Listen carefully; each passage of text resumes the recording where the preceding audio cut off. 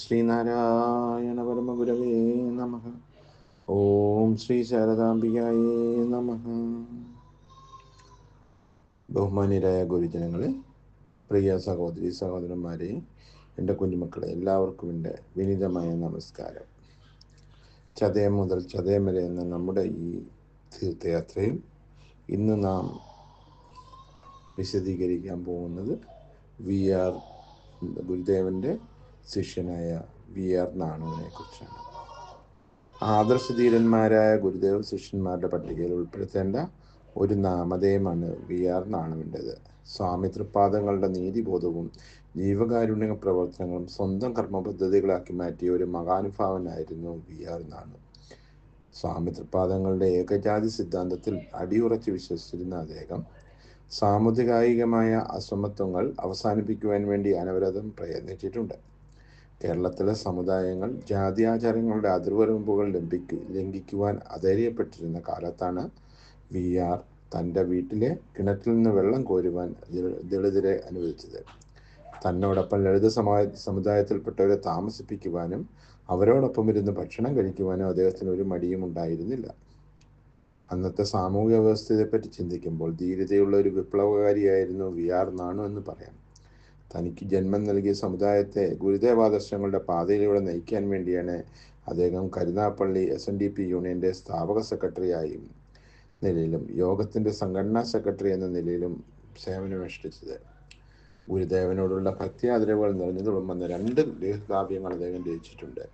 ഒന്ന് ശ്രീനാരായണ സങ്കീർത്തനവും ഭാരതജാതകവും. ഈ 2 കൃതികൾക്കും അവതാരിക രചിച്ചത് നടരാജഗുരുവാണ്. തൻ്റെ നല്ല വരുമാനമുള്ള ജോലി വലിച്ചെറിഞ്ഞുകൊണ്ട് സ്വാതന്ത്ര്യ സമര രംഗത്തേക്ക് എടുത്തിയാടിയ ഒരു ദേശാഭിമാനി കൂടിയായിരുന്നു നാണു. നിയമലംഘന പ്രസംഗം നടത്തി ജയിൽ ശിക്ഷ അനുഭവിക്കേണ്ടി വന്ന ഒരു സ്വാതന്ത്ര്യ സമര സേനാനി കൂടിയായിരുന്നു അദ്ദേഹം. പത്രപ്രവർത്തന രംഗത്തും പ്രസംഗവേദിയിലും തൻ്റെ അസാധാരണമായ കഴിവുകൾ പ്രകടിപ്പിക്കുവാനും അദ്ദേഹത്തിന് കഴിഞ്ഞിട്ടുണ്ട്. ഒരു വിദ്യാഭ്യാസ പ്രവർത്തകൻ എന്ന നിലയിൽ അദ്ദേഹം ചെയ്തിട്ടുള്ള മഹത്തായ സേവനങ്ങൾ പുതുപ്പള്ളിക്കാർക്ക് ഒരിക്കലും മറക്കാൻ കഴിയുകയില്ല. നല്ലൊരു ഫോട്ടോഗ്രാഫർ കൂടിയായിരുന്നു നാണു. പ്രകൃതി മനോഹരമായ കായംകുളം കായലിൻ്റെ കിഴക്കേ തീരത്തുള്ള പുതുപ്പള്ളി ദേശത്ത് ധനസ്ഥിതി കൊണ്ടും കുലീനത്വം കൊണ്ടും പേരുകേട്ട വേങ്ങാട്ടുശ്ശേരിയിൽ നങ്ങേലി മകൾ കാളയുടെയും അതേ ദേശത്ത് തന്നെയുള്ള മറ്റൊരു ധനിക കുടുംബമായ വേമ്പനാട്ട് തറവാട്ടിലെ നാരായണപ്പണിക്കരുടെയും 3ാമത്തെ സന്തതിയായിരുന്നു VR നാണു. നാണുവിൻ്റെ ജനനം 1895 നവംബർ 2-നാണ്. പുതുപ്പള്ളി എന്ന ഗ്രാമത്തെക്കുറിച്ച് ഞാൻ പ്രത്യേകിച്ച് പറയേണ്ടതായില്ലല്ലോ. ഗുരുദേവൻ ഉന്നത വിദ്യാഭ്യാസം നടത്തുന്നതിന് വേണ്ടി, ഉപരിവിദ്യാഭ്യാസം നടത്തുന്നതിന് വേണ്ടി പുതുപ്പള്ളിയിലെ ഉള്ള കുമ്മമ്പള്ളി രാമൻപിള്ളയാശാൻ്റെ വീട്ടിലാണ്, അടുക്കലാണ് പഠിച്ചതെന്നും വാരണാപ്പള്ളിയിലാണ് ഗുരുദേവൻ താമസിച്ചതെന്നുള്ള കാര്യം നമുക്ക് എല്ലാവർക്കും അറിയാവുന്നതാണ്. ആ വാരണാപ്പള്ളിയിലെ അവിടെ പുതുപ്പള്ളിയിൽ ഗുരുദേവന് ശ്രീകൃഷ്ണ ദർശനം ഉണ്ടായപ്പോൾ ആ ദർശനം ഉണ്ടായ സ്ഥലത്ത് ഇപ്പോൾ ഒരു ഗുരുമന്ദിരം ഉണ്ട്. അവിടെയാണ് ആ സ്ഥലം, അതിൻ്റെ അടുത്താണ് നമ്മുടെ ഇന്ന് നമ്മൾ സംസാരിക്കുന്ന VR നാണുവിൻ്റെ ജനനം. VR പ്രാഥമിക വിദ്യാഭ്യാസം പൂർത്തിയാക്കിയതും പുതുപ്പള്ളിയിലെ CMS വക ഇംഗ്ലീഷ് മീഡിയത്തിലാണ്. ഇന്ന് ആ സ്കൂള് ഇതൊരു ഹൈസ്കൂളാണ്. പിന്നീട് കായംകുളം ശ്രീമൂലം ഷഷ്ടിപൂർത്തി സ്മാരക ഹൈസ്കൂൾ, അതായത് കായംകുളം ഗവൺമെൻറ് ബോയ്സ് ഹൈസ്കൂളും പിന്നെ മാവേലിക്കര ഗവൺമെൻറ് സ്കൂളിൽ നിന്നുമായിരുന്നു വിദ്യാഭ്യാസം പൂർത്തിയാക്കിയത്. മെട്രിക്കുലേഷൻ പരീക്ഷ പാസ്സായ ശേഷം VRന് രജിസ്ട്രേഷൻ ഡിപ്പാർട്ട്മെൻറ്റ് ഗുമസ്തനായി ജോലി കിട്ടി. എന്നാൽ സ്വാതന്ത്ര്യപ്രേമിയായിരുന്ന അദ്ദേഹത്തിന് 1 വർഷം പോലും ആ ജോലിയിൽ തുടരാൻ കഴിഞ്ഞില്ല. പിന്നീട് അദ്ദേഹം ക്ഷീരവ്യവസായോൽപ്പന്നങ്ങൾ വിതരണം ചെയ്യുന്ന നെസ്ലെ കമ്പനിയിലെ സെയിൽസ് റെപ്പായി ജോലി ചെയ്തു. ശമ്പളവും TA ഉൾപ്പെടെ പ്രതിമാസം 500 രൂപ ലഭിക്കുമായിരുന്നു. 1930-കളിലാണെന്ന് വിചാരിച്ചാണ് ഈ 500 രൂപയുടെ ശമ്പളം എന്ന് പറഞ്ഞത്. ദേശീയബോധ പ്രചോദന നാണുവിന് ബ്രിട്ടീഷുകാരുടെ കമ്പനിയിൽ ജോലി ചെയ്യുന്ന ഇഷ്ടമല്ലാത്തതുകൊണ്ട് ആ ജോലിയെ വലിച്ചെറിഞ്ഞു.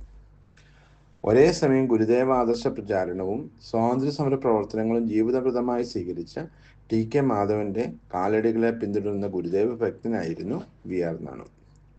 സ്വാമി തൃപ്പാദങ്ങളുടെ ഏകജാതി സിദ്ധാന്തത്തിൽ അടിയുറച്ച് വിശ്വസിച്ചിരുന്ന നാണു മനുഷ്യത്വരഹിതമായ പല ഐത്താചാരങ്ങൾക്കും ലംഘിച്ചിട്ടുണ്ട്.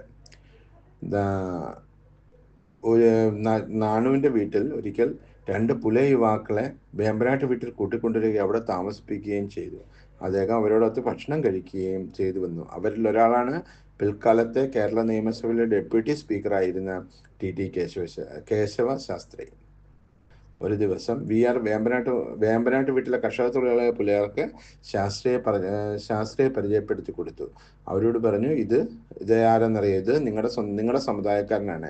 എന്തുകൊണ്ടാണ് ഞാൻ ഇദ്ദേഹത്തെ എൻ്റെ വീട്ടിൽ താമസിപ്പിച്ചിരിക്കുന്നതെന്നറിയാവോ? ഇദ്ദേഹം വിദ്യാഭ്യാസം ഉള്ള ആളാണ്.